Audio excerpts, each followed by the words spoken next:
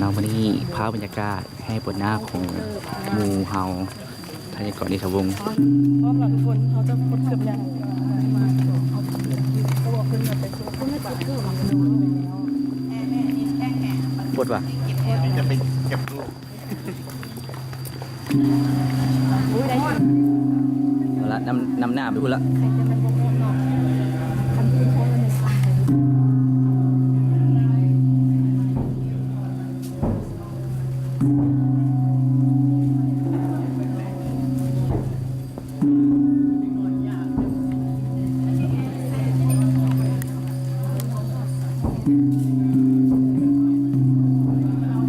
มาเด้อโมเด้อโมเด้อโม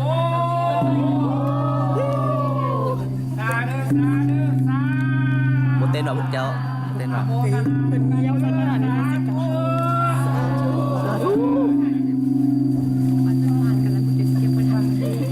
อะโมเด้อโมเด้อ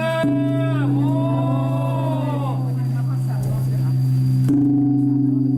ซาเด้อซาเด้อซาโมทนาแล้วกันเด้อ เอ้ยได้ขาร้อยเดี๋ยวพ่อมาแต่บานละเดี๋ยวท่าสุดไหม โอ้ยเดี๋ยวพี่ได้เก็บ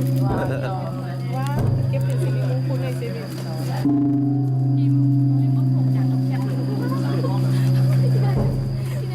โมเด้อโมเด้อโม หอมทบินผ่านไป ทีนี้เขาไม่ได้ไปเขาก็ไปทีนี้เขาก็ค่า ซาเด้อซาเด้อซาเอากระซาแม่ ตา โมทนาแล้วกันเด้อซาทั่วแม่ซา สาธุโอ้ยบ่ทัน ขันยืดใส่ปะขันยืดใส่ปะอยู่ใกล้ขันแบบคุณได้หลายแฮกที่มันได้หลายเลยเฮ้ยแบบว่า ทีมผู้ดีได้บัตรเต็มเงินผู้ดี แต้มบุญคนเท่าก็เท่ากัน มาแล้วมาแล้ว ขันเห็นแล้วเห็นขันแล้ว ยาได้พิมพ์ยาได้ยายาถึงยายได้ยิ้ม เขาเล็ง จิกผมกัน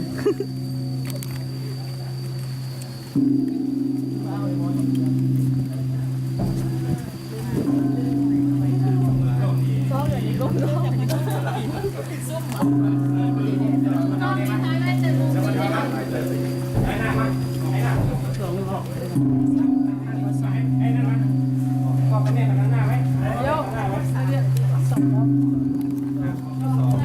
ลยเนาะอาจารย์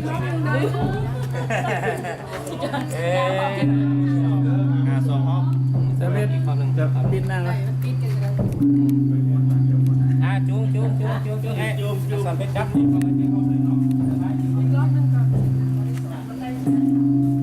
อะโมเด้อโมเด้อ โอ้ ซาเด้อซาเด้อ ตา ไม่กองเสีย โมทนากันเด้อซา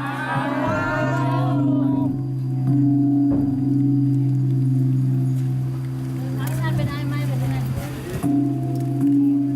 พอดีทันเขาเลย หอมที่ ด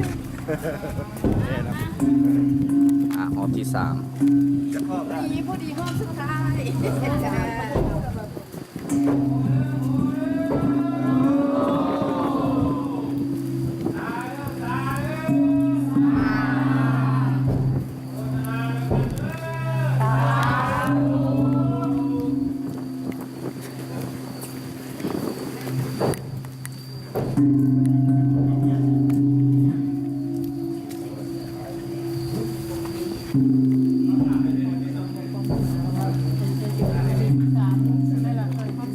เ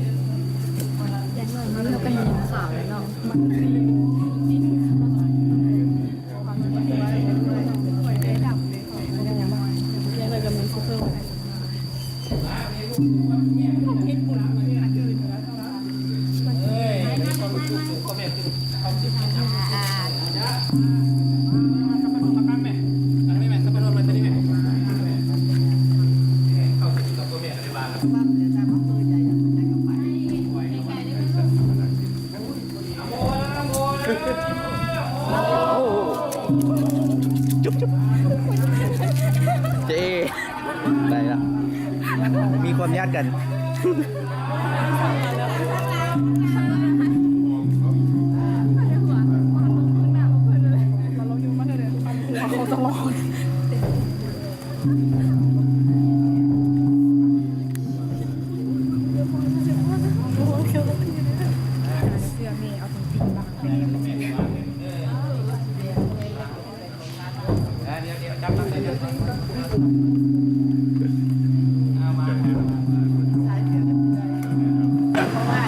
ถ้าจะมาขึ้นเครื่องนี้ไป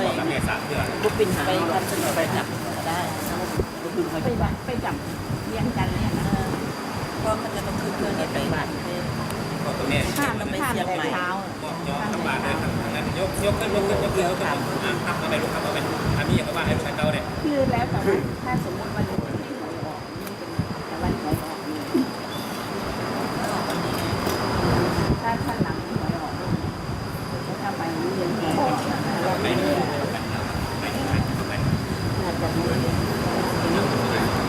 ่ที่นี่กลับประเทศได้แบบ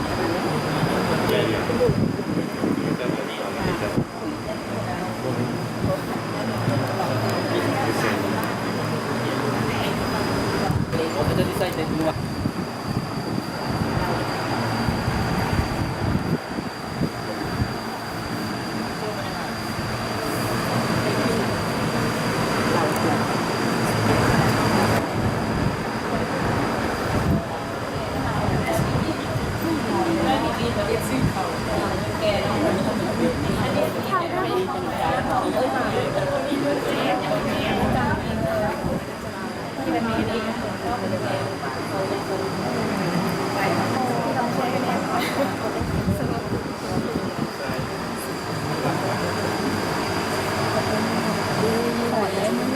แล้วง่ายกว่าเอ้ยจะเอาไว้ใส่กระเจี๊ยบโอ้ถอนได้เอาล้างกดจะได้ใส่มองว่าอยู่บัตรไปดูบัตรไหนโอเคมันสิไปแล้วว่าสิเอาไปกัน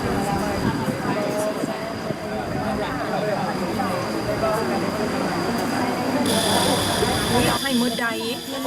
ตามศรัทธาตอนนี้ให้แรกให้ได้อยู่5 บาทโบอันนี้เล็กได้โบให้ที่นี่เท่านี้แหละไปเลยเองปังโนพันจับดูเดี๋ยวอ๋อจะมีเขา2 ล้านกีบอยู่อ่ะมี6 ล้านดงอยู่อ่ะ เราละเตรียมทำบุญเตรียมพร้อม เมืองทางนั้น สาวเห็นแล้วคนมีกิจใจศรัทธาทั้งหลาย ปามได้งาม40กูมีเงินน้อยว่ะตอนแรกนี่เป็นยังไงโจสุขสันต์วันเกิดโจแฮปปี้เบิร์ดเดย์นี่คอยบุญหลายๆเด้อให้มึงจบจบรับ โจมึงกล้องเด้อสุขสันต์วันเกิด ขอให้ได้เด้อโจเด้อโมมีทางขอแค่จบ กูลงไปวันเมื่อกี้ลงไปวันคุณขยง ก็ได้ ลง ไปวันไก่ คิดว่าเถอะแค่นั่นคือว่า ซี่จะขยงคนละเถอะ ถ้าน้องวัดแถวบ้านนกปันเลยนี่เลย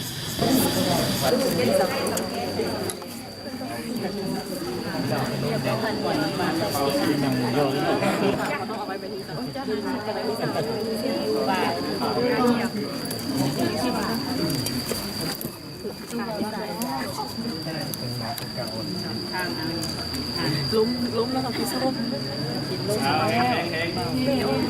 เด็กมันเด็กการพนันอยู่น้ำ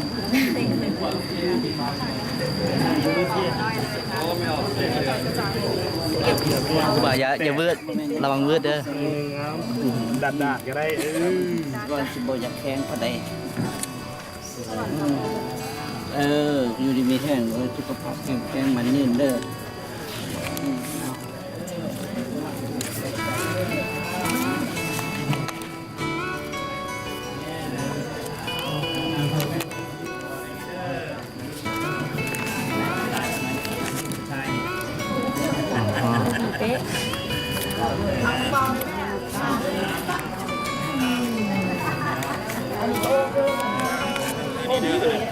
พิเศษในวัดศรีสังวรนั่นก็ได้เด้อได้เด้อวัดศรีสังวรเด้